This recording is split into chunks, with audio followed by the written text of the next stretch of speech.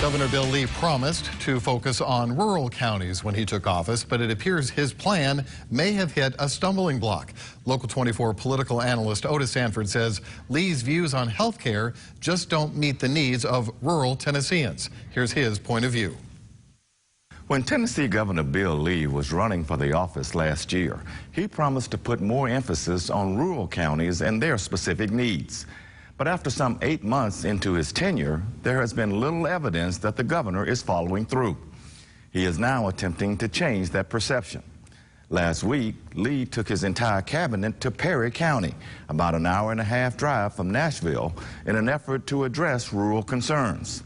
But what Lee and his administrators heard did not mesh all that well with the governor's conservative agenda, because much of the discussion by officials from several rural counties was on health care and the worrisome trend of rural hospitals closing their doors. Lee, however, has made it clear he does not favor expanding Medicaid under the Affordable Care Act. Instead, he is pushing for some sort of federal block grant funding to address health care needs, particularly in rural counties.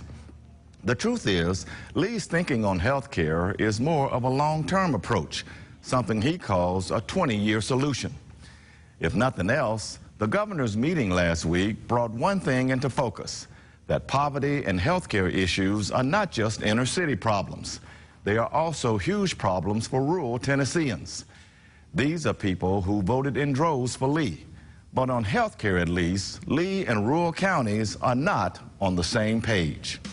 And that's my point of view. I'm Otis Sanford for Local 24 News.